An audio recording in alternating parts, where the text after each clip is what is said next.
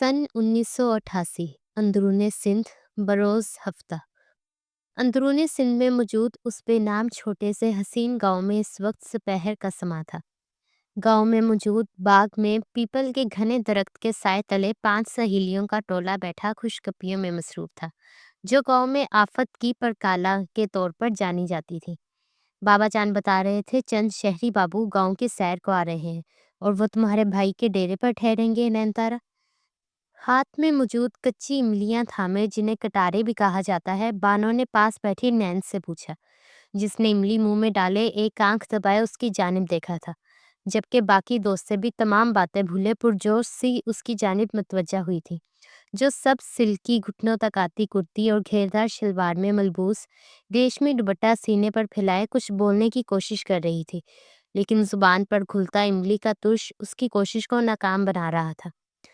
सूरज की तपती शॉं की तपिश कदरे कम थी, जब उसकी शहद में डूबे नैन कटोरों में पड़ते उनकी गहराई और खूबसूरती में इजाफा कर रही थी। काजल लगी शहद रंग गजाली आंखें जादुई सहर खुद में बसाए हुए थी। बैसवी चेहरा सुर्खो सफेद रंगत का हामिल था। बारीक लब गुलाब की पंखड़ियों सी रंगत रखते थे। छोटी सी नाक जिसमें चांदी का छल्ला जगमगा रहा था। वो चलती फिरती हुस्न की मूरत थी, जिसे बड़ी महारत और फुर्सत से तराशा गया था। सिन्फे मुखालिफ किया, उसकी हम सिन्फ भी उस पर फिदा थी। नैन तारा दिल अवेज, सरदार दिल अवेज की लाडली बेटी। बाबा जान ने जिक्र तो किया था, लेकिन मैंने ध्यान नहीं दिया। बिल आखिर उसकी कोशिश रायगा नहीं गई। तसल्ली से कहते वो अपनी लापरवाही के सबब अपनी तमाम दोस्तों को नागवार गुजरी। लो भला, इतनी लापरवाही? नैन, तुम्हें तो पुरजोश होना चाहिए। रोशनियों और रंगीनियों से जगमगाते शहर को छोड़े वो लोग हमारे सादा से गांव में आ रहे हैं, वो भी सैर को और हमारी सकाफत के बारे में मालूमात हासिल करने। इसे हम अपनी खुशनसीबी समझे या उनकी बदकिस्मती?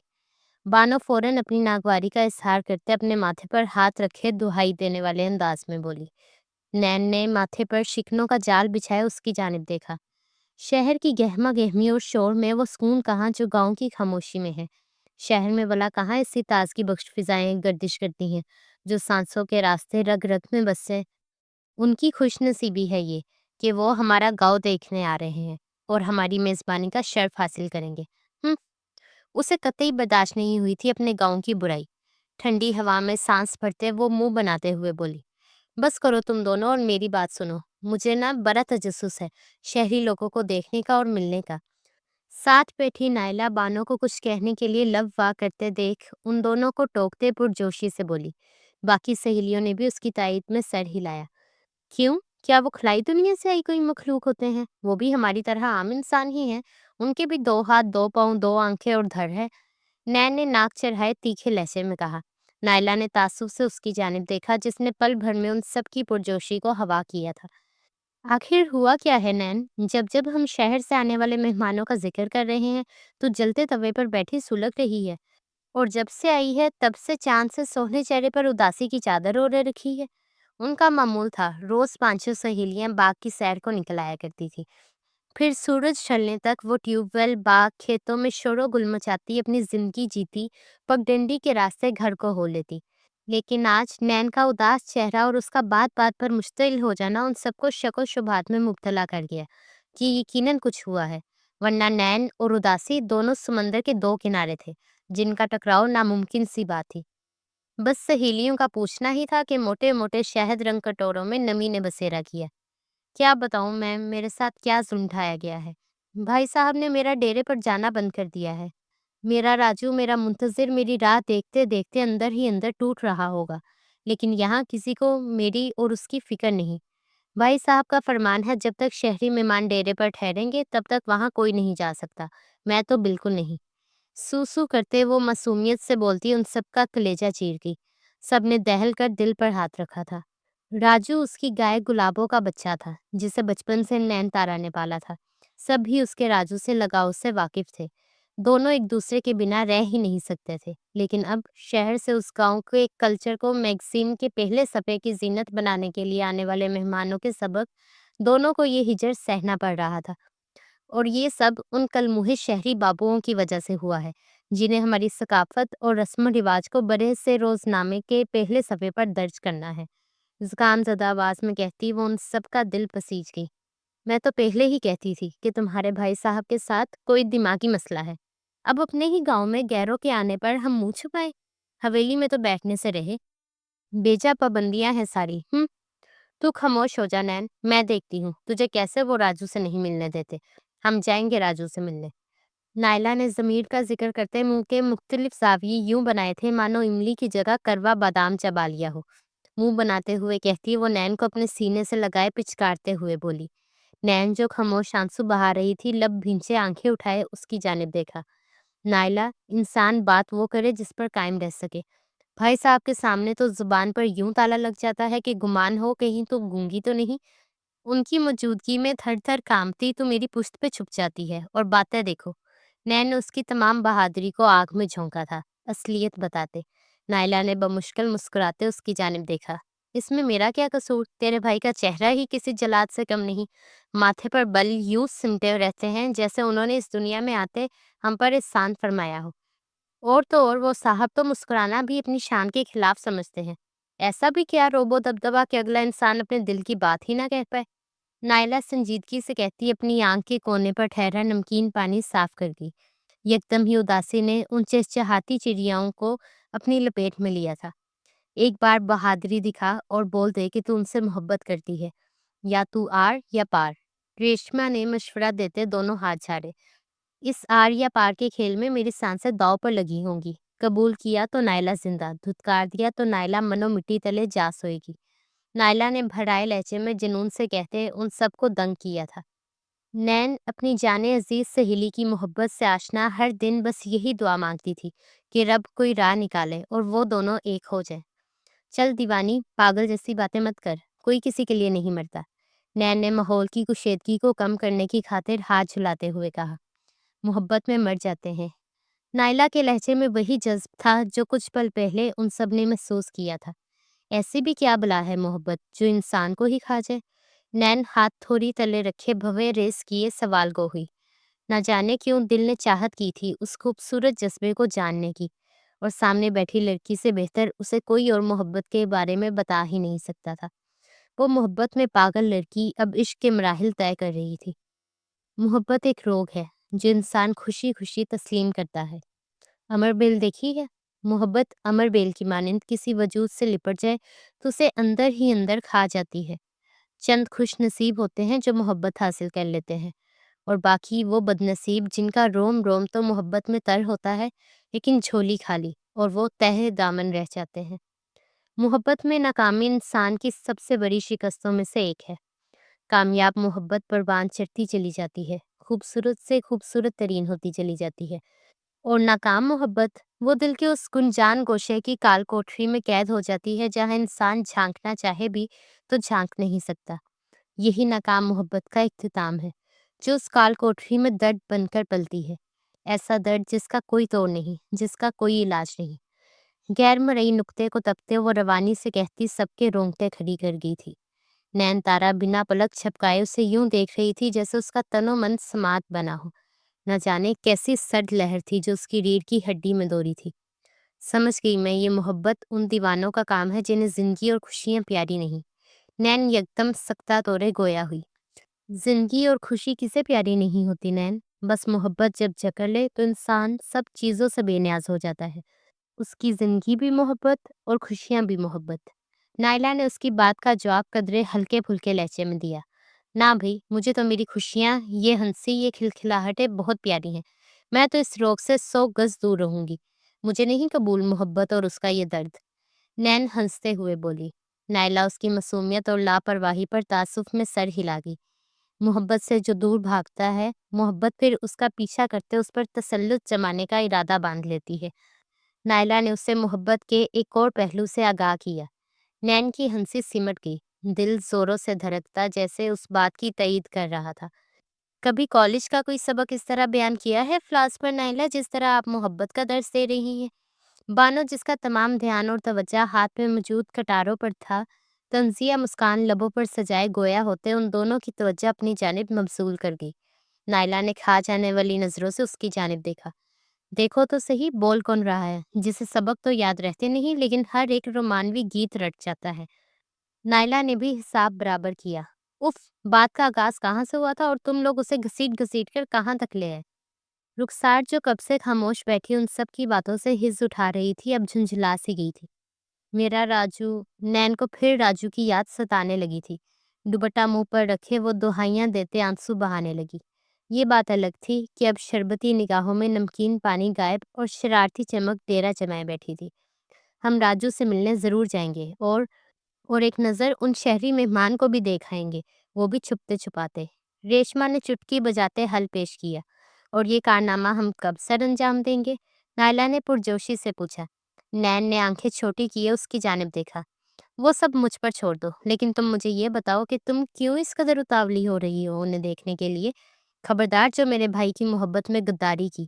نین نے کمر پر ہاتھ رکھے تیکھے لہجے میں کہا۔ باقی سب بھی نگاہوں میں تیکھا پن لیے محبت کے فلاسفر کو دیکھنے لگی جو کچھ پل پہلے اپنے عشق کے قصیدے پڑھ رہی تھی۔ نائلہ گڑبڑائی۔ مجھے صرف تجسس ہے اور میں تو صرف ان کے ساتھ موجود سامان دیکھنا چاہتی ہوں، وہ کیمرے وغیرہ۔ نائلہ نے فوراً سر جھکائے صفائی پیش کی۔ سب اس کے یوں منمنانے پر ہنس دیے۔ اوئے چچا بخش، رخسار ہنستے ہوئے ایک دم چیخی۔ سب کے چہرے کی ہوائیاں اڑی۔ پلٹ کر لاٹھی پکڑے ان کی جانب دوڑتے بخش چچا کو دیکھا۔ وہ سب حواس باختہ سی ہوئی اور پھر وہاں پکڑم پکڑائی کا ایک کھیل شروع ہوا تھا۔ ہاتھ میں ڈھیروں کچی املیاں تھامے وہ پانچوں کی پانچوں سر پر دوڑتی یوں بھاگ رہی تھی مانو دوڑ میں اول آنا ان سب کا جنون ہے۔ پگڈنڈی کے راستوں پر دائیں بائیں گرتی سنبھلتی بخش چچا کو خود کو کوسنے پر مجبور کر دی تھی۔ میں کیسے بھول گیا کہ یہ شرارت کی پڑیا کبھی ہاتھ نہیں آتی۔ ارے شرم نہیں آتی ایک ضعیف انسان کو یوں اپنے پیچھے دوڑاتے ہوئے؟ چچا بخش گھٹنوں پر ہاتھ رکھے ہانپتے ہوئے بولے۔ پانچوں کھلکھلا کر ہنس پڑی۔ آپ بھی تو یوں ہمارے پیچھے دوڑتے ہیں کہ جیسے یہ ذرا سی املی آپ کو کروڑوں کا نقصان کروا دے گی، نین نے پلٹتے ہنستے ہوئے کہا۔ چچا کا منہ حیرت کی زیادتی سے کھلا۔ ذرا سی؟ پورا درخت گنجا کر جاتی ہو تم لڑکیاں، پھر تمہاری چاچی مجھ پر چیختی ہے۔ چچا چیخے۔ معذرت بخش چچا، وہ آپ کا گھریلو مسئلہ ہے اور ہم معصوموں کو گھریلو مسئلے مسائل سے کوئی وابستگی نہیں ہوتی تو ضرور حل بتاتے ہیں۔ اللہ حافظ، زوروں سے چیخ کر کہتی وہ پانچوں اپنے اپنے گھر کو ہو لی۔ گاؤں کی رونقیں ہیں، جب بیاہ جائیں گی تو رونق اس گاؤں سے جدا ہو جائے گی۔ بخش چچا نفی میں سر ہلاتے مسکراتے ہوئے کہتے واپس باغ کی راہ ہو لیے۔ روز ان کی 5 سے 10 منٹ کی دوڑ طے تھی۔ یہ لڑکیاں ان کے باغ میں چوری چھپے آتے ان کے پھلوں کو جو چوری کر جاتی تھی۔ 3 دوستوں کا قافلہ گاؤں میں داخل ہوا تھا۔ ضمیر کے خاص آدمی کی سربراہی میں انہیں ڈیرے تک لایا گیا تھا۔ سیاہ شرٹ اور بیل باٹم پینٹ میں ملبوس، گلے میں جدید کیمرہ لٹکائے، سیاہ بالوں کو جیل کی مدد سے پیچھے کو سیٹ کیے، وہ اشتیاق سے ہر چیز دیکھتے کیمرے کی آنکھ میں قید کر رہا تھا۔ سیاہ داڑھی اور گھنی مونچھوں سے سجا چہرہ وجیہہ تھا۔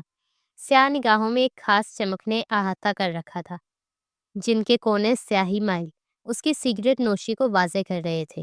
وہ سبحان رؤوف تھا، اخبار جہاں کا مشہور رائٹر اور فوٹوگرافر۔ ساتھ اس کا دوست اجمیر اور ایک اسسٹنٹ موجود تھا۔ امید کرتا ہوں آپ کو کسی تکلیف کا سامنا نہیں کرنا پڑا ہوگا منزل تک پہنچنے میں۔ سیاہ شلوار قمیض میں ملبوس، سر پر دستار سجائے ضمیر اپنی کریم رنگ کی شال کندھے پر صحیح کرتے خوشنودی سے گویا ہوا۔ نہیں، تمام سفر آرام اور سکون سے گزرا، البتہ حسین مناظر نے آنکھوں کو گھیرا ضرور کیا تھا۔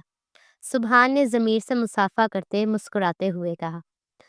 اجمل آپ کو آپ کے کمرے دکھا دے گا، مجھے ایک ضروری جرگے میں شرکت کرنی ہے، انشاءاللہ واپسی پر آپ سے ملاقات ہوگی۔ اپنے خاص ملازم کی جانب اشارہ کرتے وہ معذرت کرتے وہاں سے روانہ ہوا تھا۔ ایک ضروری جرگے میں شرکت لازمی تھی، ورنہ وہ مہمانوں کو تنہا چھوڑنے کا قائل نہیں تھا۔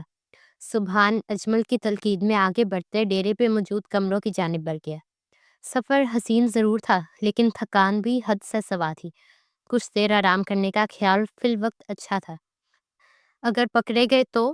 ناخن کو دانتوں تلے کترتے وہ اپنے سامنے کھڑی نین سے گویا ہوئی، جو دیوار کے ساتھ لگی کوئی شے تلاش کر رہی تھی جس سے چڑھتے وہ دیوار کے اس پار دیکھ سکے۔ ڈیرے اور حویلی کے درمیان ایک دیوار تھی جس نے زمین کو 2 حصوں میں بانٹ رکھا تھا۔ وہ دیوار سے پار ڈیرے کا ہر کونا واضح دیکھ سکتی تھی۔ اوفو، بھائی صاحب حویلی کیا گاؤں میں ہی نہیں ہے، جب تک آئیں گے تب تک ہمارا کام ہو جائے گا، ابھی محض میں صورتحال کا جائزہ لے رہی ہوں۔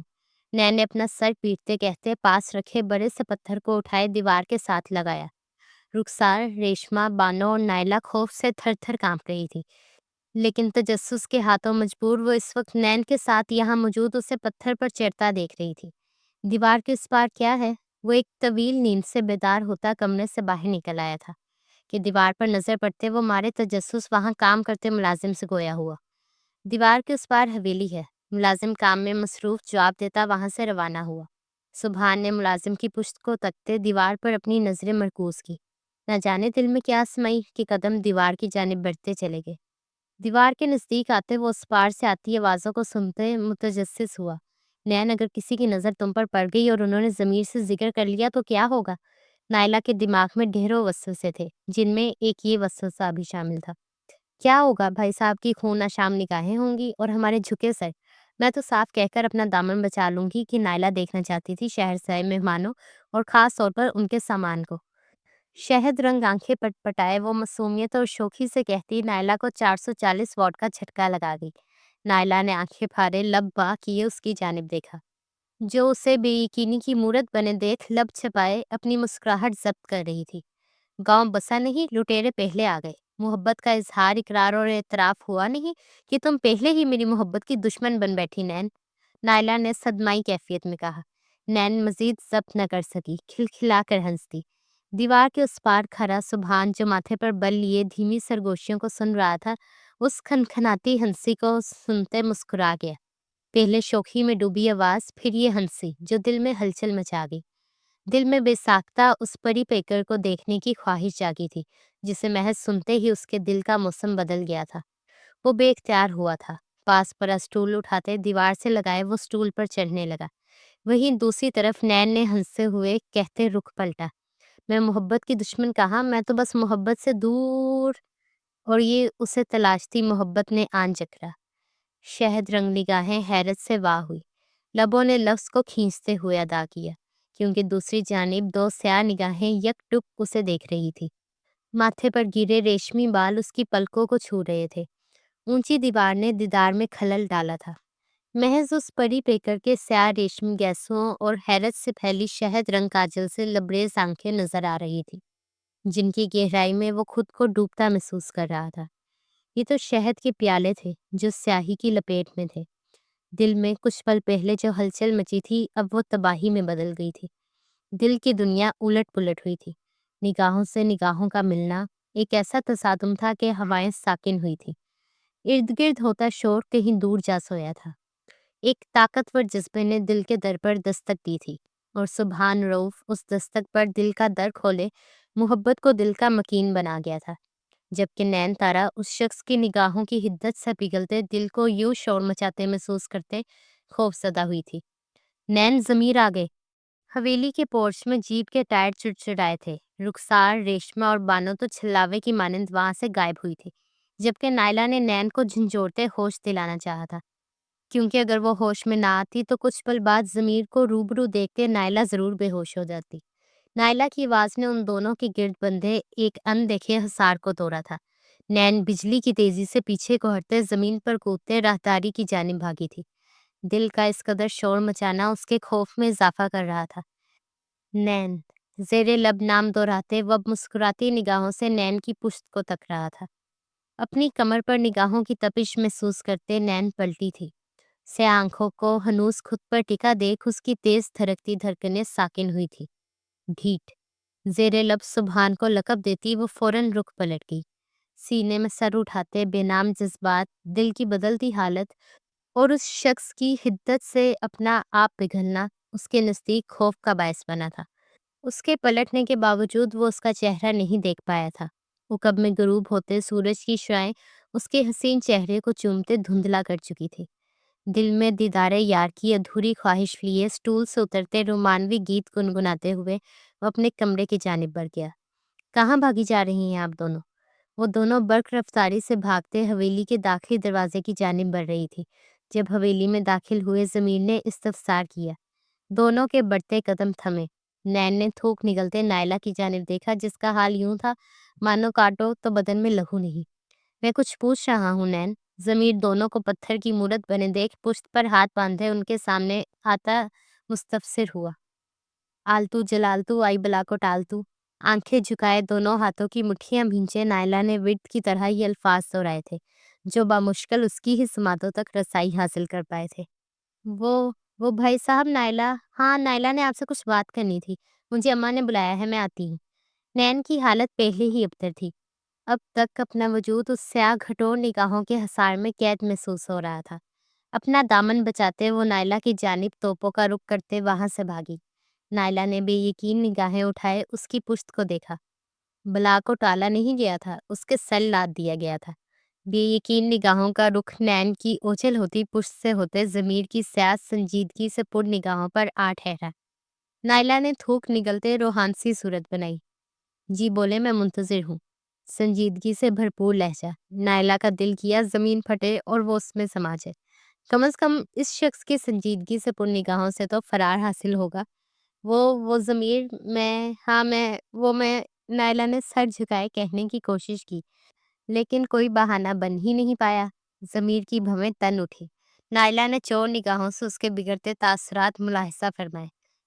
ہاں وہ میں نے سنا تھا شہر سے کچھ مہمان آئے ہیں تو سوچا دیکھاؤں، مطلب میں نے کبھی دیکھا نہیں نا شہری مرد، مطلب جدید چیزیں۔ جب جان سولی پر لٹکی ہو تب زبان کا ساتھ دینا ناممکنات میں سے ایک تھا۔ جو منہ میں آیا وہ بول گئی۔ ضمیر کے سنجیدہ چہرے پر تناؤ پھیلا۔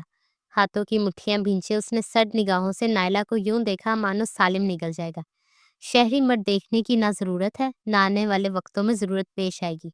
آپ کی نگاہوں میں ایک دیہاتی مرد بسا ہے، اسے ہی بسا رہنے دے، کیونکہ یہ دیہاتی مرد رقابت برداشت نہیں کر سکتا۔ جس دل میں میرا ڈیرا ہے ان نگاہوں میں بھی محض میرا عکس ہو۔ شدت جنون سے کہتا وہ نائلہ کو صدمہ دے گیا تھا۔ وہ آنکھیں پھاڑے حیرت اور بے یقینی کی ملی جلی کیفیت لیے ضمیر کی جانب دیکھ رہی تھی۔ تو کیا وہ واقف تھا اس کی محبت سے؟ لیکن کب؟ کیسے؟ دماغ نے سوال بننے شروع کیے تھے۔ جس طرح عورت اپنے اوپر جمی نظروں سے مقابل کی سوچ تک رسائی حاصل کر لیتی ہے، اسی طرح مرد بھی عورت کی نگاہوں سے اس کے دل تک میں جھانک لیتا ہے۔ آپ کی نگاہوں میں بسی میرے لیے محبت، عزت اور احترام میری نگاہوں سے مخفی نہیں رہا۔ جلد بابا اور اماں کو بھیجوں گا آپ کے گھر، انتظار کیجیے گا میرا۔ اور ہاں، دوبارہ آپ کے منہ سے کسی غیر مرد کا نام نہ سنوں، میں برداشت نہیں کروں گا۔ درمیان میں حائل 2 قدموں کی دوری کو مٹاتے وہ سنجیدگی سے کہتا اس کے کندھے پر پڑا دوپٹہ 2 انگلیوں کی مدد سے اٹھاتے اس کے سر پر ڈالتے وہاں سے نکلتا چلا گیا۔ اس کے جاتے ہی نائلہ نے رکی سانسیں بحال کی۔ دل گدگدایا تھا، لبوں پر دلکش مسکان نے بسیرا کیا۔ میں خوش نصیبوں میں شامل ہوں، یا ربی میں خوش نصیبوں میں شامل ہوں، مجھے میری محبت مل گئی۔ سر اٹھائے دور تک پھیلے نیلے آسمان کو دیکھتے وہ مسکراتے ہوئے کہتی بھاگی تھی۔ کیا یہ سچ ہے؟ وہ سب حیرت کی زیادتی سے گنگ نائلہ کی جانب دیکھتے یک زبان گویا ہن، جو شرمائی لبھائی سی دوپٹے کا پلو دانتوں تلے دبائے اپنی مسکان ضبط کر رہی تھی۔ 100% سچ، نائلہ نے لجھائے لہجے میں کہا۔ چلو بھئی، ایک کی تو نیا پار لگی، اب دوسری کی باری ہے۔ بانو نے دامن جھاڑتے کہتے خاموش بیٹھی نین کی جانب اشارہ کیا۔ نین نے ماتھے پر بل لیے الجھن زدہ تاثرات چہرے پر سجائے اس کی جانب دیکھا۔ میری مطلب؟ اپنی جانب اشارہ کرتے پوچھنا چاہا۔ اتنی نہ سمجھ مت بن، کل دیکھا تھا ہم نے کس طرح ٹکر ٹکر وہ سیاہ آنکھیں تمہیں تک رہی تھی جیسے شہد کو مدھو مکھیاں۔ ریشما کہتی ہنس پڑی۔ نین گڑبڑائی۔ کل سے ہی تو وہ ان آنکھوں کے سبب بے سکون تھی۔ اس طرح بھی حالت میں مبتلا وہ ان نگاہوں کو بھول ہی نہیں پا رہی تھی۔ وہ ہوگا کوئی ڈھیٹ لفنگا، بھول جاؤ اسے، مجھے بس میرے راجو سے ملنا ہے۔ وہ پانچوں حویلی کے لان میں ٹھنڈی گھاس پر بیٹھی باتوں میں مشغول تھی، جہاں نائلہ نے انہیں ضمیر سے ہوئی اپنی ملاقات کے بارے میں بتایا تھا، وہی نین غائب دماغی سے وہاں بیٹھی تھی۔ سوچوں کے سارے دھاگے تو ان سیاہ نگاہوں میں الجھ کے رہ گئے تھے۔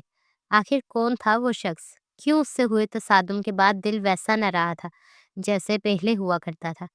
کیوں وجود میں ایک بے سکونی اور ادھورا پن محسوس ہو رہا تھا؟ وہ ان سوالات میں الجھی ان کے جوابات جاننا چاہتی تھی۔ کیسے بھول جائے؟ میں نے دیکھا تھا ان سیاہ نگاہوں میں یکدم ایک چمک نے احاطہ کیا تھا تجھے دیکھنے کے بعد۔ کہیں وہ کوئی شہری بابو تو نہیں جسے پہلی نظر میں تجھ سے پیار ہو گیا ہو؟ رخسار شوخ لب و لہجے میں کہتی نین کی سفید رنگت میں سرخیاں شامل کر دی۔ ایسا ویسا کچھ نہیں، جلدی اٹھو اور دوپٹے سے اپنا چہرہ چھپاؤ۔ سٹ پٹاتے ہوئے کہتی وہ بات بدل گئی۔ حویلی سے باہر نکلتی ملازماؤں کے ہاتھ میں کھانا دیکھ کر اس کے دماغ میں جھماکا ہوا تھا۔ لیکن کیوں؟ نائلہ نے چھمبے میں مبتلا پوچھا۔ وہ دیکھو، یہ کھانا مہمانوں کے لیے ڈیرے پر جا رہا ہے جو اب ہم لے کر جائیں گے۔ مجھے راجو سے ملے 2 دن ہو گئے ہیں، میں مزید انتظار نہیں کر سکتی۔ وہ ملازماؤں کی جانب اشارہ کرتے کہتی تیزی سے ان کی جانب بڑھتی ان کا راستہ روک گئی تھی۔ وہ عجب بے سکونی اور بے کلی میں مبتلا تھی، جو شاید راجو سے مل کر ہی دور ہونی تھی، یا وجہ کچھ اور تھی۔ نگاہیں کسی کی متلاشی تھی، دل کسی کا دیدار مانگ رہا تھا۔ فضا کے سنگ لہراتی محبت مسکراتے آگے بڑھی تھی۔ نائلہ کے ساتھ باقی سب بھی ڈر و خوف بھلائے نین کی کہے پر عمل کرتے دوپٹے کا گھونگھٹ اوڑھے ملازموں کے ہاتھ سے کھانا تھامے ڈیرے کی جانب بڑھ گئی تھی، جبکہ نین نے ملازموں کو سختی سے تلقین کی تھی کہ وہ اس بات کا ذکر کسی سے نہ کرے۔ ڈیرے میں قدم رکھتے مردانہ دلکش کہکوں نے اس کی سماعتوں تک رسائی حاصل کی تھی۔ سلک کے گوٹا لگے دوپٹے کے پار سے نین نے راجو کو تلاشنا چاہا، جس کی مخصوص جگہ خالی تھی۔ یقیناً زمین نے جگہ بدلوائی تھی تاکہ مہمانوں کو کسی بھی قسم کی پریشانی کا سامنا نہ کرنا پڑے، جبکہ باقی لڑکیاں 2 خوبرو نوجوانوں کو دیکھتے آپس میں سرگوشیوں میں باتیں کرتی آگے بڑھی تھی، سوائے نائلہ کے، جو ضمیر کی تنبیہ یاد کرتے لرز رہی تھی۔ سہیلیوں کا ساتھ پا کر یہاں آ تو گئی تھی، لیکن ضمیر کا سرد لہجہ یاد کرتے نگاہوں کے سامنے تارے ناچتے ہوئے محسوس ہو رہے تھے۔ نین لب بھنچے آگے بڑھتے کھانے کی ٹرے ٹیبل پر رکھ گئی۔ حیرت کی بات تھی، یا مرد کی بہترین تربیت تھی، کہ دونوں میں سے کسی ایک نے بھی نگاہ اٹھائے ان کی جانب دیکھا تک نہ تھا۔ کیا آپ یہ ایک ٹرے اندر سبحان کو دے آئیں گی؟ نین کھانے کی ٹرے رکھتے مایوس سی پلٹنے لگی تھی کہ اجمیر کی بات سنتے اسبات میں سر ہلا گئی۔ شہد رنگ آنکھوں نے کسی انجانے کی تلاش میں ان دونوں کی جانب دیکھا تھا، لیکن تلاش ناکام ٹھہری تھی۔ وہ حدت بھری سیاہ آنکھیں یہاں کہیں نہیں تھی۔ شاید نہیں، یقیناً سبحان نامی شخص ہی کل اسے بے باکی سے گھورتے اس کے دامن میں بے چینی بھر گیا تھا۔ میں آتی ہوں، بھائی صاحب نے شاید پچھلے کمرے میں راجو کو رکھا ہوگا۔ میں کھانا دے کر چوری چھپے وہاں چلی جاؤں گی، تم لوگ میرا باہر انتظار کرنا، میں جلد ہی لوٹوں گی۔ اپنے پاس کھڑی نائلہ کے کان کے نزدیک جھکتے سرگوشی میں کہتی وہ قدم سبحان کے کمرے کی جانب بڑھا گئی۔ ہر اٹھتے قدم کے ساتھ دل کی دھڑکنیں تیز ہو رہی تھی۔ یہ کیسی گھبراہٹ تھی کہ اسے اپنا وجود پسینے سے شرابور ہوتا محسوس ہو رہا تھا۔ کمرے کی دہلیز پر ٹھہرتے اپنی طرف پشت کیے اس نے دراز قد و قامت کے مالک شخص کو دیکھا۔ گردن میں گلٹی ابھر کر معدوم ہوئی۔ صاحب جی، کھانا۔ گلا کھنکھارتے دروازہ نوک کیا۔ آ جائے، اندر ٹیبل پر رکھتے۔ مقابل سفید کینوس پر مہارت سے ہاتھ پھیرتے مصروف سے انداز میں بولا، گمبھیر مردانہ مضبوط آواز۔ نین کی دھڑکنیں ایک لمحے کو خاموش ہوتے پھر رفتار پکڑ چکی تھی۔ دھیمے قدم بڑھاتی وہ اندر داخل ہوئی۔ کمرے کی دبیز خاموشی میں پائل کی آواز گونجی۔ سبحان کا تیز رفتاری سے چلتا ہاتھ ساکت ہوا۔ یہ آواز، یہ دھن اس نے کل بھی سنی تھی، جب وہ پڑی پڑ کر اس سے دور بھاگ رہی تھی۔ شہد رنگ نگاہیں اور پائل کی یہ چھنکار ہی تو کل سے اسے اپنے حصان میں قید کیے ہوئے تھی۔ وہ یہ تسلیم کر چکا تھا کہ وہ بن دیکھے اس انجان لڑکی کی محبت میں قید ہو چکا ہے، جس کا نام نین ہے۔ سبحان ایک جھٹکے سے اٹھا۔ ٹیبل پر ٹرے رکھتی نین پلٹی تھی کہ نظر کینوس پر پڑی۔ کینوس پر نظر پڑنے کی دیر تھی کہ اس کا وجود پتھر کا بنا۔ کینوس پر بنی وہ 2 نگاہیں تو اس کی آنکھیں تھیں۔ سلک کا دوپٹہ ذرا سی لاپرواہی کے سبب سر سے پھسلا اور سبحان رؤف کے دل کی مراد بھر آئی۔ پہلو میں شور مچاتا دل سناٹے میں ڈوبا۔ سیاہ نگاہیں مضطرب تھی جو اب پرسکون ہوئی تھی۔ وہ عام بشر تھی یا پرستان سے اتری پریوں کی شہزادی؟ شہد رنگ آنکھوں کی یہی حیرت تو دل کو گھائل کر گئی تھی۔ چھوٹی سی ناک، اس میں جگمگاتا چھلا جو کمرے میں جلتے واحد بلب کی روشنی کے سبب چاند کی چاندنی کو مات دے رہا تھا۔ گلابی لب جنہیں حیرت سے واقعی وہ بے یقینی کی عملی تصویر بنی کھڑی تھی۔ سبحان رؤف کو یار کا دیدار ہو گیا تھا۔ دل میں قیام پذیر محبت اس دیدار کے بعد جشن کا ارادہ رکھتی تھی۔ نین، ایک ربط کے عالم میں اس کے لبوں سے نین تارا کا نام ادا ہوا۔ نین، جس کے لیے یہ منظر گہری بے یقینی میں مبتلا کر دینے والا تھا۔ اپنے نام کی پکار سنتے اسے لگا کہ اگر قدم باہر نہیں بڑھائے اور فرار کی راہیں نہیں ڈھونڈی تو دل پہلو سے باہر نکل آئے گا۔ وہ نظریں پھیرے دروازے کی جانب قدم بڑھانے لگی۔ سبحان اسی لمحے اس کی کلائی جکڑے اسے اپنی جانب کھینچ گیا۔ نین کٹی ڈال کی مانند اس کے سینے سے آن لگی۔ چھوڑو مجھے۔ سبحان کی مضبوط گرفت سے اپنی کلائیاں آزاد کروانے کی صحیح کرتے نین نے سنجیدگی سے کہا، جبکہ آنکھیں جھکائی رکھی۔ مقابل کی نگاہوں کی حدت سے وہ پھر موم بنتے پگھلنے لگی۔ ناممکن، سبحان نے دلکشی سے کہتے اس کی تھوڑی تلے انگلی رکھتے اس کا چہرہ اٹھایا تھا۔ نین اس کی نگاہوں میں براہ راست دیکھنے پہ مجبور ہوئی۔ سیاہ نگاہوں میں جھانکنا ہی تھا کہ اسے اپنی رگوں میں دوڑتا خون منجمد ہوتا محسوس ہوا۔ وہ ہار گئی۔ ان نگاہوں میں تیرتی محبت کی تاب نہ لاتے وہ ہار گئی۔ کل سے جس قدر بے چین، بے قرار اور مضطرب میں رہا ہوں، شاید ہی اپنی 25 سالہ زندگی میں کبھی ہوا ہوں۔ کیا کر دیا ہے آپ نے میرے ساتھ؟ ان نگاہوں کے حصار میں باندھتے مجھے اپنا باندی بنا گئی ہیں۔ وہ جذب کے عالم میں کہہ رہا تھا اور وہ مزاحمت ترک کرتے اسے سن رہی تھی۔ ایک لکھاری جو اپنے لفظوں کے جال بنتے کاری کو جکڑ لیتا ہے، وہ آپ کے سامنے تمام لفظ بھول بیٹھا ہے۔ آپ کو دیکھتے، آپ کو سوچتے، محض ایک لفظ دل و ذہن میں گونجتا ہے، وہ ہے محبت۔ مجھے محبت ہو گئی ہے آپ سے، پہلی نظر کی محبت، ایسی محبت جو آپ کو پاتے امر ہوگی اور آپ کو نہ پاتے تمام عمر مجھے ادھورا رکھے گی۔ نین، کیسی کشش تھی ان لفظوں میں، کیا تھا یہ جذبہ جو اب دل کے بند در کو توڑتے زبردستی دل میں داخل ہو گیا تھا۔ اس نے کہا تھا اسے نہ محبت قبول ہے اور نہ محبت کا درد، لیکن اب ارد گرد کی ہر شے اسے گنگناتی محسوس ہو رہی تھی۔ عشق مبارک، درد مبارک۔ اس نے محبت سے دور بھاگنے کا ارادہ باندھا تھا اور محبت نے اسے اپنے تلسم میں قید کرنے کا، اور محبت اپنے ارادے کو پایہ تکمیل تک پہنچا چکی تھی۔ میں آپ کے جواب کا منتظر رہوں گا، بس اتنی سی گزارش کروں گا کہ میں محبت کے معاملے میں کمزور ہوں۔ دل ٹوٹا تو دیوانہ ہو جاؤں گا، اور اگر دل سے دل ملایا تو سب سے لڑ کر آپ کو اپنا بناؤں گا۔ اسے خاموشی سے اپنی جانب دیکھتے پا کر اس نے گزارش کی تھی۔ نین کی خاموشی کئی خدشات کو جنم دے رہی تھی۔ گلے میں گلٹی ابھر کر معدوم ہوئی۔ وہ اس قدر سنگین خاموشی کی چادر اوڑھے اسے خوف زدہ کر گئی تھی۔ کیا میں نے کچھ غلط؟ سبحان اسے اپنی گرفت سے آزاد کرتا کہہ ہی رہا تھا جب وہ اس کی بات کاٹتے ہاتھ ہوا میں بلند کر گئی۔ سبحان نے آنکھیں میچے نازک ہاتھ کا تھپڑ برداشت کرنے کی خاطر خود کو تیار کیا۔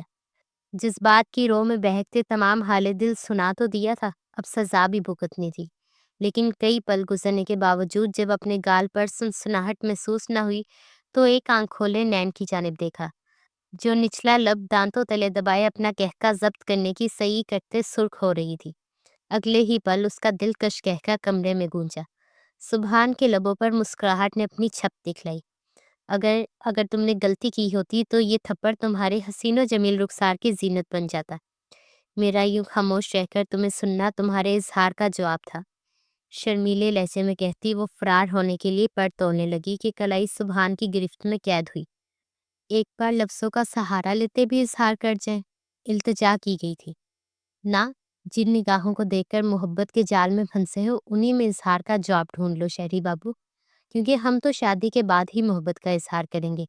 اپنی کلائی آزاد کرواتے سرخ رنگت لیے کہتی وہ وہاں سے بھاگی تھی۔ سبحان نے سرشاری کے گہرے سمندر میں خود کو ورتا زن پایا۔ محبت کی 2 کہانیاں تھیں اور دونوں کہانیاں کامیاب ٹھہری تھی، پر محبت کا یہ اصول تھا ہی کب؟ ایک کے لیے سکون اور دوسرے کے لیے درد بننا محبت کی فطرت میں شامل تھا۔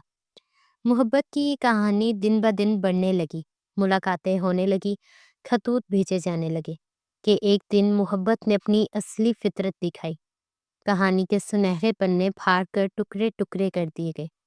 نین تارا اور سبحان۔ ڈائری کے آخری صفحے پر بس یہیں تک درج تھا۔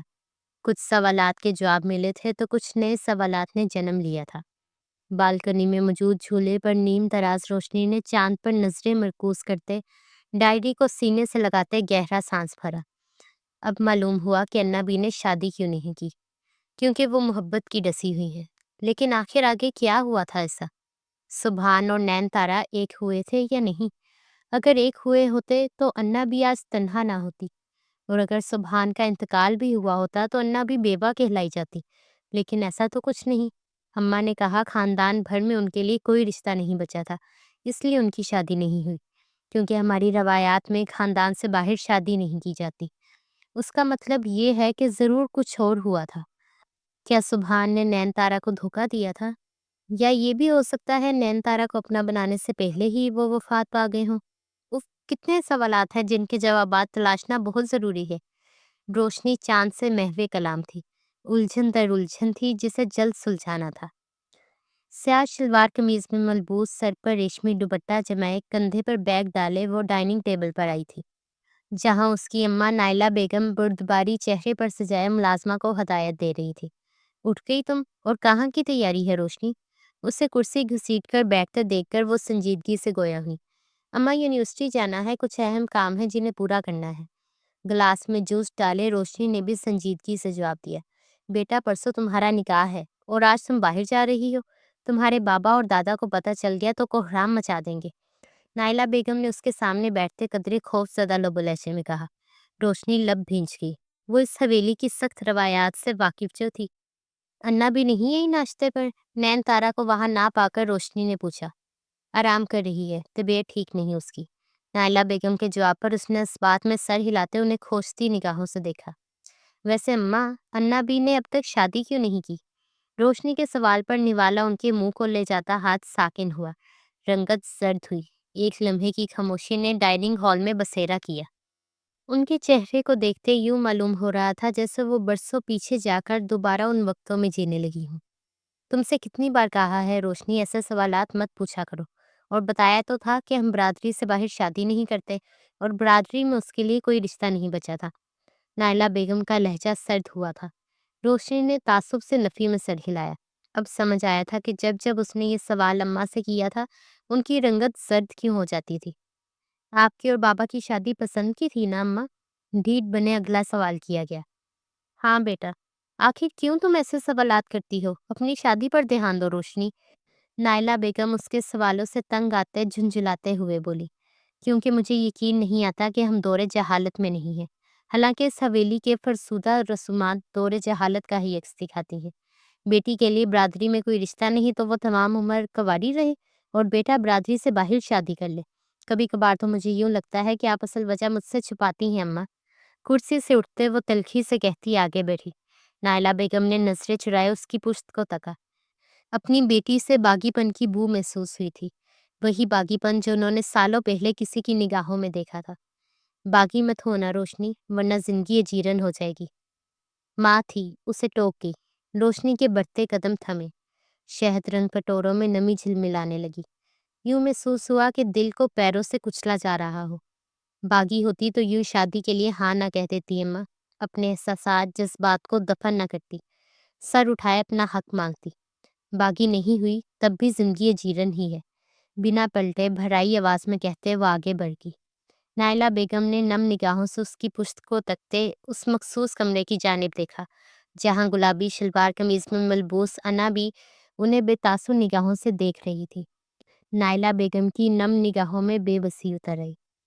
کتابوں کو سینے سے لگائے وہ سنسان راہداری سے گزر رہی تھی کہ یکلخت کسی آہنی شکنجے نے اس کی کلائی جکڑے اسے کلاس روم میں کھینچا۔ روشنی کا وجود بے دم ہوتے اس کے سینے سے آن لگا، جو اب دروازہ بند کرتے اسے دیوار سے پن کرتے اس کے ہاتھوں کو جکڑ گیا تھا۔ یہ اچانک افتاد روشنی کو پتھر کا بت بنا گئی تھی کہ اس کے حلق سے چیخ تک برآمد نہیں ہوئی۔ وہ آنکھیں حیرت سے پھیلائے سرخ نگاہوں سے خود کو گھورتے احتشام افندی کو دیکھتی رہی۔ احتشام کی سلگتی سانسیں اپنے چہرے پر محسوس کرتے وہ ہوش میں آئی۔ یہ کیا حرکت ہے احتشام؟ چھوڑو مجھے۔ اپنے ہاتھوں کو احتشام کی گرفت سے آزاد کرنے کی صحیح کرتے وہ دبی دبی آواز میں گڑائی۔ کیوں کر رہی ہو ایسا تم؟ احتشام نے گرفت مضبوط کیے سلگتے لہجے میں اس سے دریافت کیا۔ روشنی اس کی نگاہوں میں زخمی تاثر دیکھتے نظریں چرا گئی۔ میں نے کچھ نہیں کیا آپ کے ساتھ۔ آواز میں شامل ہوتی نمی پر قابو پانے کی صحیح کرتے چہرے کا رخ موڑے جواب دیا۔ دل کا قتل کرتے قاتل مکر گیا؟ طنزیہ مسکان لبوں پر سجائے وہ زخمی لہجے میں کہتے روشنی کے دل کو چاک کر گیا۔ میں نے کبھی آپ کی حوصلہ افزائی نہیں کی احتشام، نہ میں نے کبھی آپ سے محبت کی۔ جو تھا سب آپ کی طرف سے تھا۔ میں نے آپ کو باز رکھنے کی کوشش کی تھی، پھر اب یہ گلے شکوے کیسے؟ رخ موڑے سنجیدگی سے کہتے اپنی آنکھوں میں یکدم امڑ آنے والی نمی کو چھپانا چاہا۔ احتشام کے دل پر ایک اور ضرب لگی کہ دل بلبلا اٹھا۔ یہی بات میری آنکھوں میں دیکھ کر کہو، مان جاؤں گا محبت نہیں کی۔ احتشام نے اس کی تھوڑی جکڑے اس کا رخ اپنی جانب کرتے اسے اپنی آنکھوں میں دیکھنے کے لیے مجبور کیا۔ روشنی بے بس ہوئی۔ میں نے کہا تھا ہماری شادی نہیں ہو سکتی۔ روشنی کا لہجہ بے بس تھا۔ اور میں نے کہا تھا میں دنیا سے لڑ جاؤں گا، اپنا اظہار اور 7 تو ڈیمٹ۔ اس کے نزدیک دروازے پر ہاتھ پوری شدت سے مارے وہ ضبط کھوتے چلایا۔ روشنی نے آنکھیں بند کی، پورا وجود لرز اٹھا تھا، آنکھوں سے سیل رواں ہوا۔ ہمارے خاندان، روشنی کہہ رہی تھی جب احتشام اس کے بازو جکڑے اسے جھنجھوڑ گیا۔ تمہارا خاندان، تمہارے خاندان کی روایت، تمہارے خاندان کے اصول۔ میں تنگ آ گیا ہوں روشنی، میرا ضبط ٹوٹ رہا ہے۔ میری محبت اور جنون تمام بند توڑتے تمہیں پانے کی ہمت رکھتی ہے، اور میں تمہیں پا کر رہوں گا۔ روشنی کو جھنجھوڑتے وہ چیخا، اور یہ ممکن نہیں احتشام، آپ نے محبت کی، آپ نے تمام حدود توڑتے مجھے چاہا۔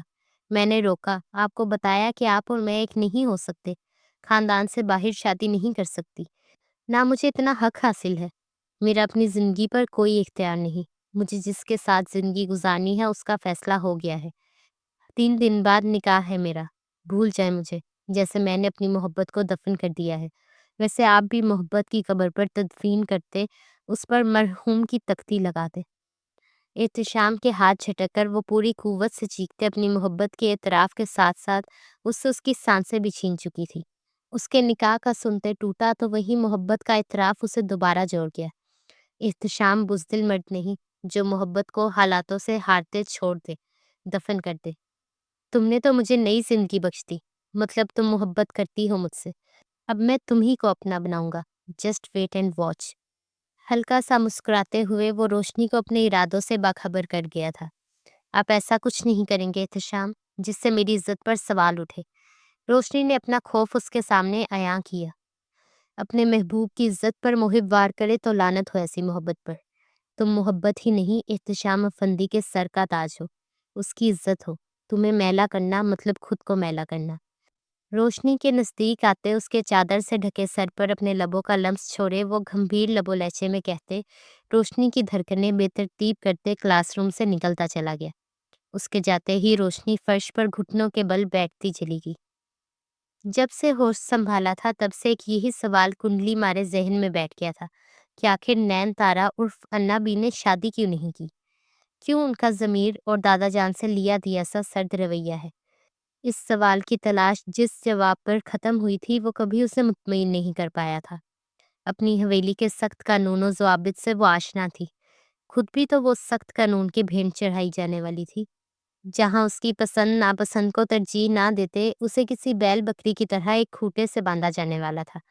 لیکن پھر بھی اس کا دل گواہی دیتا تھا کہ انا بی کے اس سرد اور سپاٹ رویے کے پیچھے کوئی اور وجہ بھی چھپی ہوئی ہے، اور یہ تجسس اسے انا بی کی الماری میں کپڑوں کی تہہ کے نیچے دبی اس ڈائری تک پہنچا گیا۔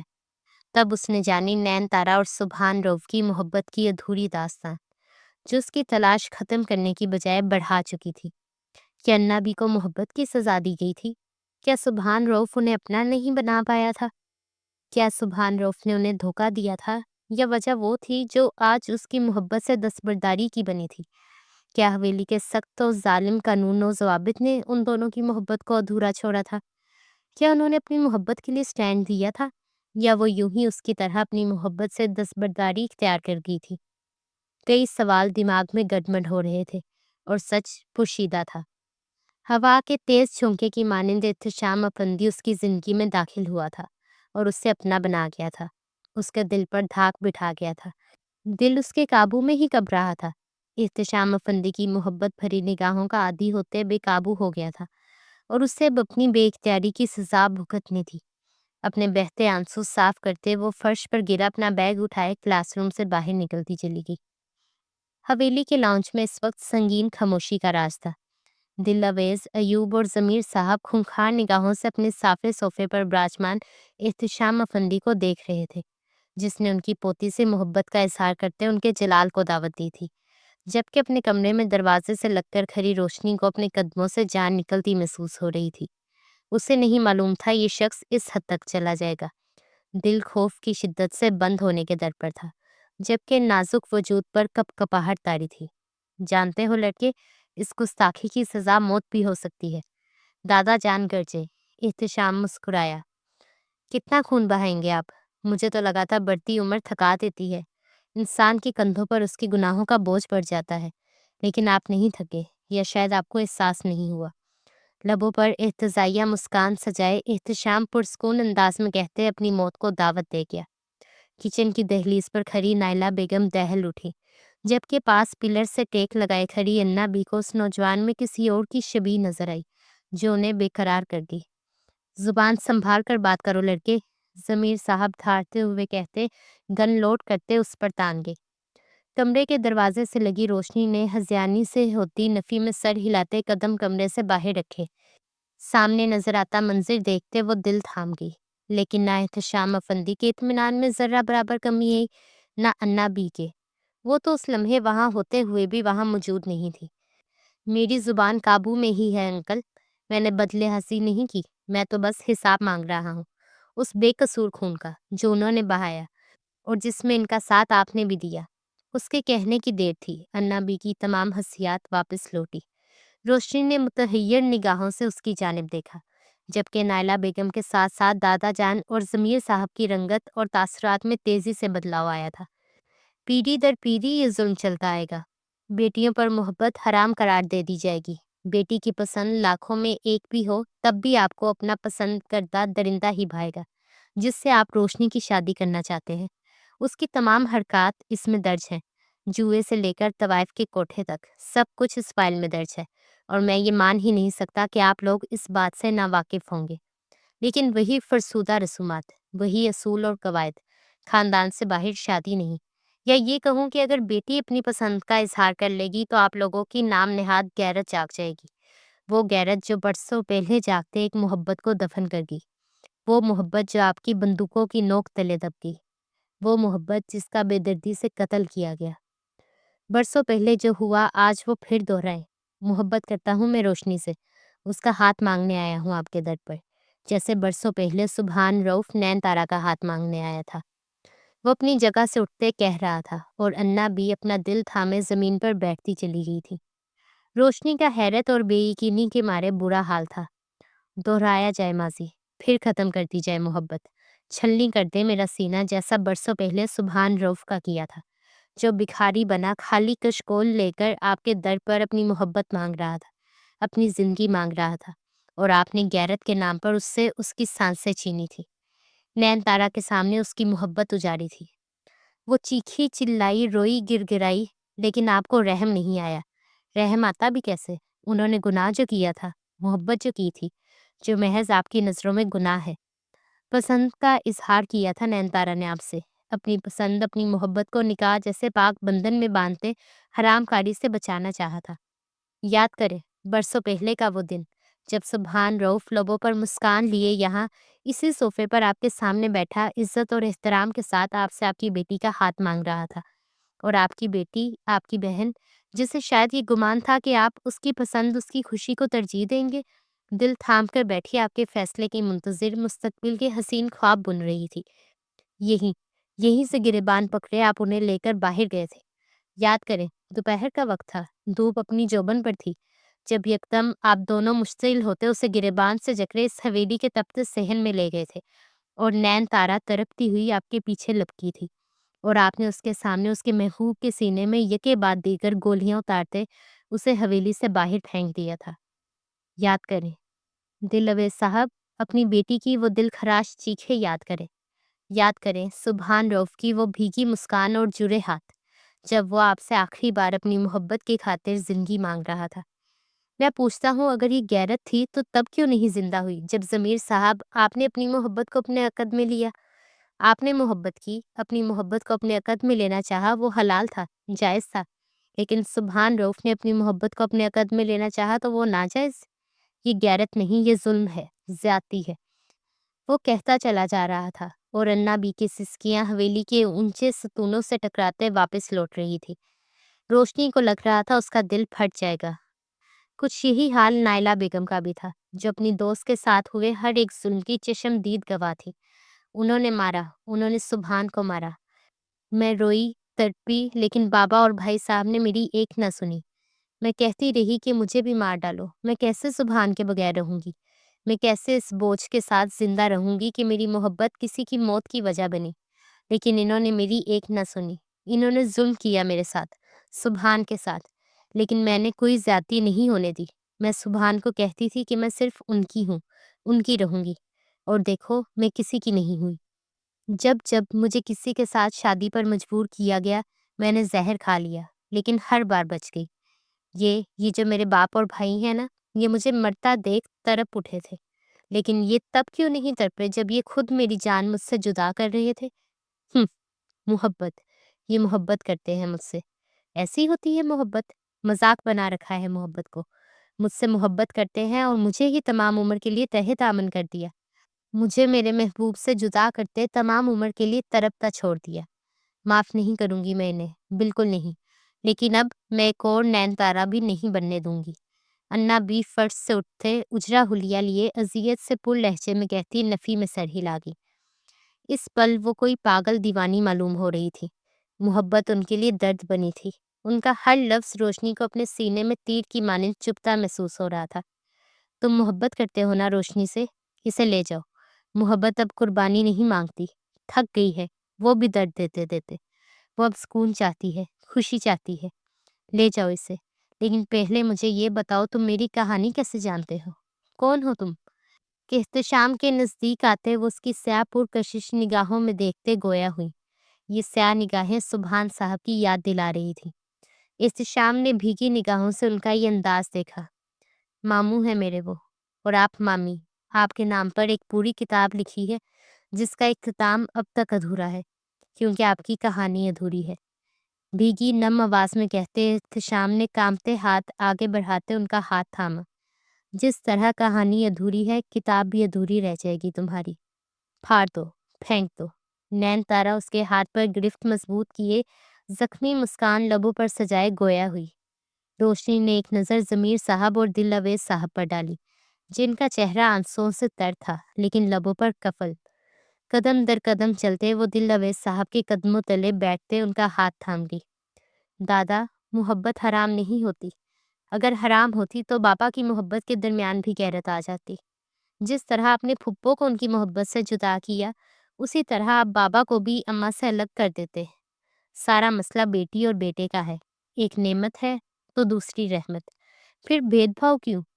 بیٹے کی پسند میں دنیا کے سامنے گردن کیوں اکڑ جاتی ہے، غرور کیوں ذات کا حصہ بن جاتا ہے، اور جب بیٹی کی پسند کا ذکر آتا ہے تو بندوق نکال لی جاتی ہے، قتل و غارت شروع کر دیا جاتا ہے، غیرت کا مسئلہ بنا دیا جاتا ہے۔ بیٹی کی پسند کو قبول کر لینے سے دنیا میں سر جھکتا نہیں دادا، یہ بات آپ لوگوں کو سمجھنی چاہیے۔ ناحق قتل کرنے کا اختیار آپ کے پاس نہیں۔ روز محشر خدا کو جواب دینا ہوگا کہ اس کے بندے کو کیوں تکلیف پہنچائی، بیٹی پر بیٹے کو کیوں فوقیت دی۔ اب بھی وقت ہے، معافی مانگ لیں پھپھو سے۔ محبت کو جرم نہ بنائے، محبت کو محبت رہنے دے۔ وہ روتے ہوئے کہتی ان کے گھٹنے پر سر رکھ گئی۔ دل اویز صاحب نے آنسوں سے تر چہرہ اٹھائے نین تارا کی جانب دیکھا جو رخ موڑے کھڑی تھی۔ کلیجہ کٹ رہا تھا، سالوں گزرے تھے اور وہ اپنی بیٹی کی ایک مسکان کو تڑپ رہے تھے۔ ماں، معاف کر دو۔ دل اویز صاحب نے کانپتے لہجے میں معافی مانگی۔ کبھی نہیں، قتل کی کوئی معافی نہیں۔ نین تارا چیخی۔ دل اویز صاحب کے رونے میں مزید اضافہ ہوا، جبکہ ضمیر صاحب مجرموں کی طرح سر جھکائے کھڑے تھے۔ تمام زندگی اس سے ایک عمل کا گلٹ انہیں اندر ہی اندر جو کھائے جا رہا تھا۔ مجھے آپ لوگوں کو کسی سے ملوانا ہے۔ احتشام کے کہنے پر سب اس کی جانب متوجہ ہوئے تھے، لیکن دروازے سے اندر داخل ہوتے شخص کو دیکھتے سب بے یقینی میں مبتلا ہوئے تھے۔ شہد رنگ آنکھیں پھر سے آنکھوں سے ٹکرائی تھی۔ تصادم اس قدر زور آور تھا کہ ہوائیں ساکن ہوئی تھی۔ آس پاس کا شور کہیں دور جا سویا تھا۔ سالوں پہلے کا منظر پھر دہرایا گیا تھا، بس فرق اتنا، آج ان نگاہوں میں پیاس تھی، طرب تھی، اذیت تھی۔ وہ وہم ہے نا میرا، یہ یہ یہ سبحان نہیں، میرا وہم ہے، بولو۔ نین تارا احتشام کی جانب دیکھتے چیخی۔ حقیقت ہے، جب ماموں کو مردہ سمجھتے حویلی سے باہر پھینک دیا گیا تب اجمیر ماموں نے ان کے وجود میں ہلکی سی زندگی محسوس کرتے انہیں ہسپتال پہنچایا۔ اللہ کا کرم تھا اور آپ کی محبت کی طاقت کہ ماموں کا آپریشن کامیاب ٹھہرا۔ کئی سال گزرے انہیں زندگی کی طرف لوٹ آنے کے لیے، اور جب وہ زندگی کی طرف لوٹے تب ہم نے انہیں ٹوٹا ہوا پایا۔ وہ کتاب جس کا ذکر میں نے آپ سے کیا تھا، وہ کتاب ماموں نے لکھی ہے، جس کا نام نین ہے۔ جہاں آج تک آپ نے شادی نہیں کی، وہیں ماموں نے بھی نہیں کی، اور یہ سوال مجھے کھٹکتا رہا، جس کا جواب جاننے کے لیے مجھے ماموں سے ایک طویل بحث کرنی پڑی، اور پھر مجھے انہوں نے یہ کتاب دی۔ میں نے بھی ارادہ باندھ لیا کہ میں آپ کو ڈھونڈ کر آپ دونوں کی ادھوری داستان کو پورا کروں گا، اور پاکستان چلا آیا۔ آپ کے بارے میں معلوم کرنے کی کوشش کی، تب مجھے روشنی کے بارے میں علم ہوا۔ اور ایسے کیسے ہو سکتا ہے؟ جن شہد رنگ آنکھوں کے شدائی میرے ماموں ہوئے تھے، میں ان آنکھوں کے وار سے بچ پاتا۔ محبت ہو گئی آپ کی بھتیجی سے، اور اب میں یہاں ہوں آپ کے سامنے۔ اب کہانی کو اختتام کی طرف لے جاتے ہیں۔ کیا کہتے ہیں دادا جان اور ہونے والے سسر صاحب؟ ماحول میں چھائی کشیدگی کو کم کرنے کی خاطر وہ دل اویز صاحب اور ضمیر صاحب سے مخاطب ہوا، جو اپنی غلطیوں پر نادم اب معافی کے منتظر تھے، جبکہ نین تارا ہچکیوں سے رو دی تھی، اور فرش پر بیٹھی روشنی کا حال بھی کچھ مختلف نہ تھا۔ بس کریں یار، ابھی اتنا حق حاصل نہیں کہ میں آپ کے آنسو پہنچ پاؤں۔ سالوں تڑپا ہوں میں، اور شاید احتشام نہ ہوتا تو آخری سانس تک تڑپتا۔ اب تڑپ ختم ہونے کو آئی ہے تو آپ آنسو بہاتے مجھے تڑپا رہی ہیں۔ سبحان صاحب کی بھی آنکھیں نم تھی۔ 20 سال کے طویل عرصے کے بعد وہ ان کے روبرو تھی۔ وہ تمام دوریاں مٹاتے انہیں خود میں بھینچ لینا چاہتے تھے۔ اس عمر میں بھی باز نہیں آ رہے شہری بابو؟ وہ خود تڑپ اٹھی تھی، لیکن خدا کی بنائی گئی حدود کو توڑنا نہیں چاہتی تھی۔ اپنے ازلی انداز میں مسکراتے ہوئے بولی۔ نائلہ بیگم آسودگی سے مسکرا دی۔ ضمیر صاحب اور دل اویز صاحب کو اپنے کندھوں پر لدا بوجھ سبحان صاحب کو زندہ دیکھتے اترتا محسوس ہوا۔ اب بھی معاف نہیں کرو گی؟ ہم نادم ہیں اپنی غلطی پر نین۔ ضمیر صاحب نے بے بسی سے پوچھا۔ اپنی محبت کے صدقے معاف کیا، اس وقت تو وہ اپنی جان بھی دے جاتی۔ مسکراتے ہوئے کہتی وہ دل اویز صاحب اور ضمیر صاحب کو معافی دے گی۔ کہا تھا نا تمہیں پا کر ہی رہوں گا، دیکھو میں نے حاصل کر لیا تمہیں۔ سرخ روسی لباس میں ملبوس روشنی کا ہاتھ جکڑے وہ دلکشی سے بولا۔ مرد کی محبت سچی ہو تو وہ من پسند عورت کو دنیا سے چھین لے۔ آپ نے نہ صرف ہماری محبت کو منزل دی ہے، بلکہ انا بھی اور ان کے شہری بابو کو بھی ملانے کا سبب بنے ہیں احتشام۔ اپنا ہاتھ جکڑے احتشام کے ہاتھ کو اپنے لبوں سے لگاتے وہ نرمی سے بولی۔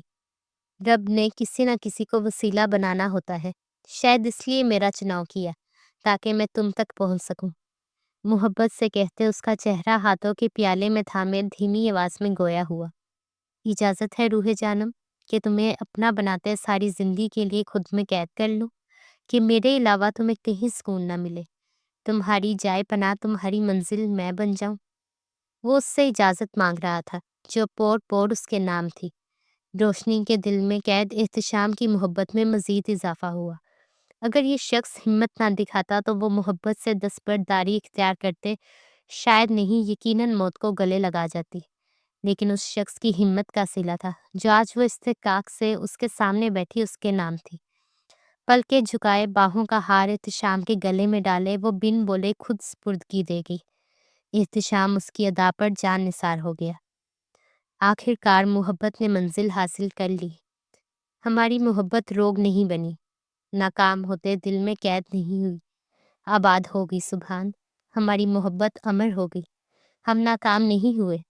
اس کی باہوں میں قید وہ 14ویں کے چاند کی چاندنی میں لپٹی مسکراتے ہوئے کہہ رہی تھی، اور سبحان صاحب سرشار سے محبت کی اس صدا پر مسکرا رہے تھے جس نے اذیت کی انتہا کرتے اب سکون دیا تھا، ایک گہرا سکون جس کی مدت آخری سانس تک رہنے والی تھی۔